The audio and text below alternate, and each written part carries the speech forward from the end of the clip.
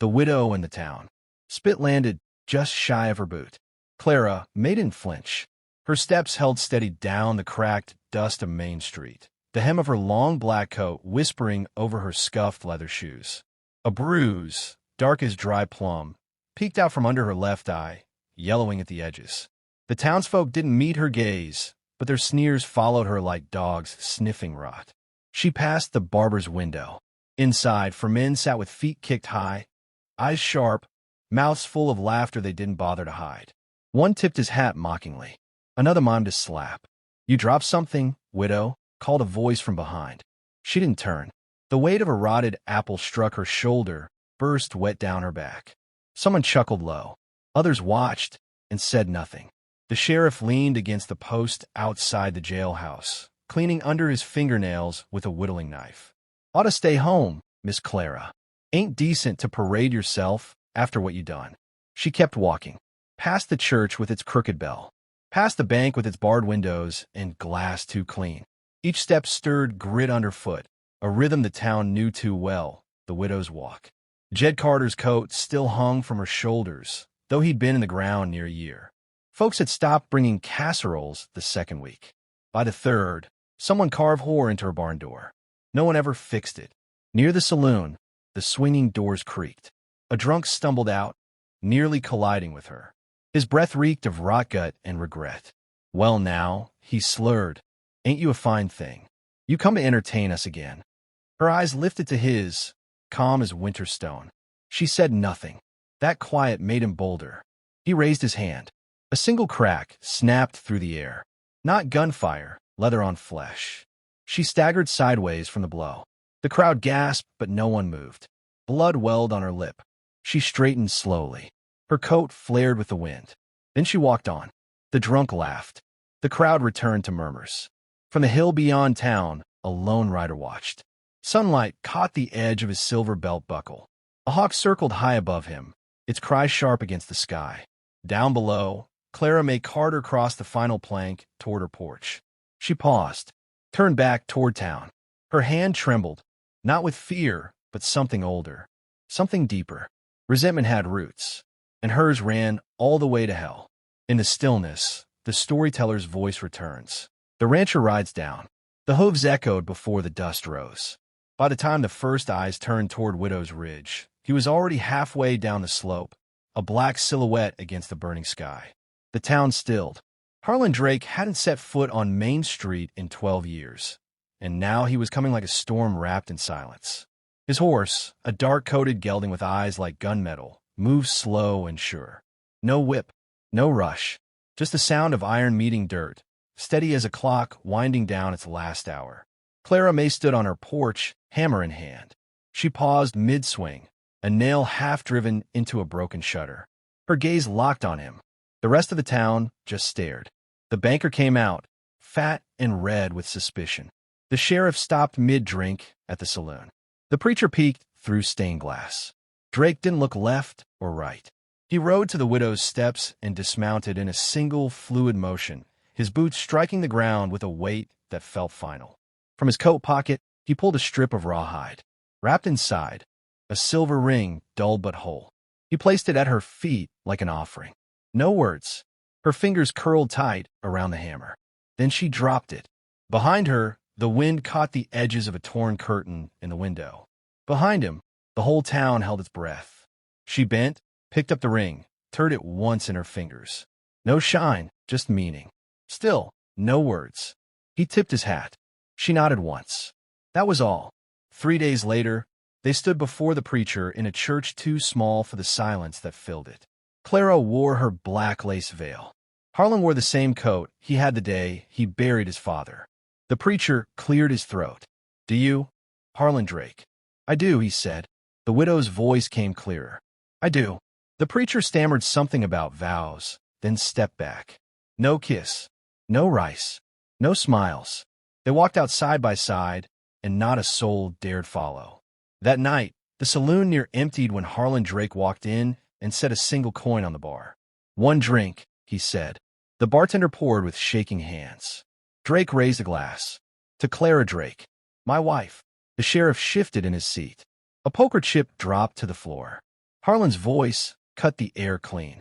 Touch her again, and I'll bury this town so deep, even the vultures will get lost. He finished his drink and left. Nobody moved. From the shadows, the storyteller speaks again. The devils do. The banker slammed his glass down hard enough to crack it. That woman's poison, he hissed, sweat glistening under his powdered neck. Harlan's bewitched, same as Jed was. Across the table, Sheriff Maddox lit a cigar with a shaking match. Jed didn't die from love. He died from crossing the wrong ghost. The saloon was empty save for the two of them and a drifter pretending to sleep in the corner. Outside, the wind carried grit against the windows like dry whispers. She's got him, the banker muttered. He won't stop with just threats. He'll bleed this town dry. Maddox blew smoke. Then we cut the route. At the ranch, the barn doors creaked. Harlan stood in the frame, watching Clara work by lamplight. She sat cross-legged in the hay, sleeves rolled, hands steady. In her lap, a disassembled Navy Colt revolver, oiled and gleaming. The metal clicked soft as breath as she reassembled it. You ever fire that? He asked. She didn't look up. With my eyes closed once. Killed a man trying to crawl through my cell window. A pause. Harlan stepped closer. You kept it all this time. She snapped the cylinder shut. You think a woman forgets how she survived? Silence held. She stood, brushed hay from her skirt. Her eyes caught the light, calm, but something smoldered beneath. You married me to shield me, she said. But I never needed saving. I know, he answered. She moved to the edge of the stall, pulled a weathered satchel from the rafters. Inside, yellow documents, a rusted Union badge, and a hand-drawn map marked in blood-red ink. He looked at it and said nothing. Clara spoke low. Jed never knew.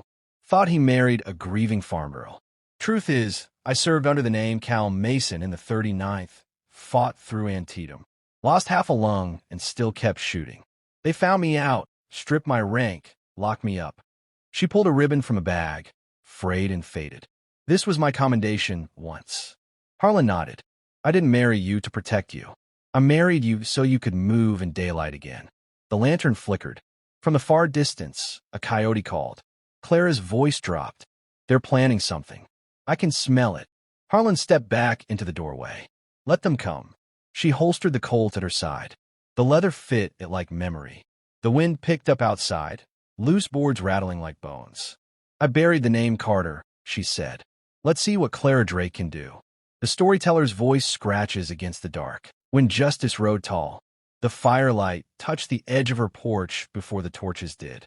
Clara stood barefoot in the dust, her black dress tugging in the wind. The Colt hung low on her hip, loose in its holster. 6 riders crept through the mesquite, their shadows long, their silence longer. The sheriff led them, bandana over his face, pistol drawn. Behind her, the house was dark.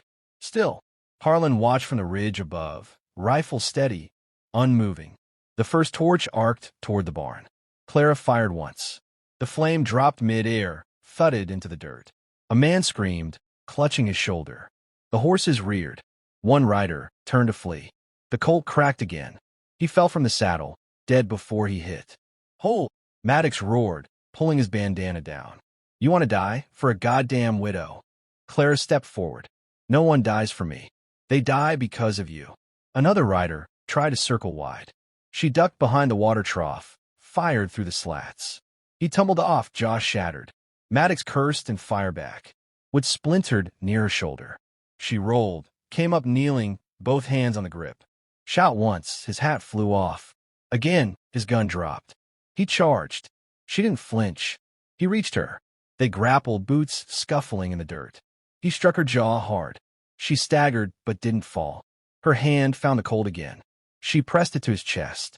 No sermons now, Sheriff. He spat blood. She pulled the trigger.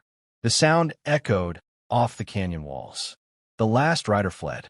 By dawn, smoke curled from a single pyre in town. The banker's safe, dragged to the street and burned. Inside, every land deed he'd stolen turned to ash.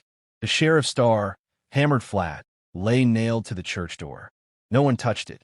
Clara rode into town before noon, coat flapping behind her, blood still drying on her sleeve.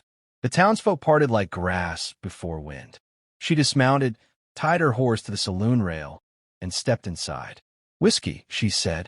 The bartender served it without a word. She raised the glass. "To the dead," she said. "May they rot in peace." She drank, turned, and walked out. Outside, the wind had changed. The storyteller's voice carries low.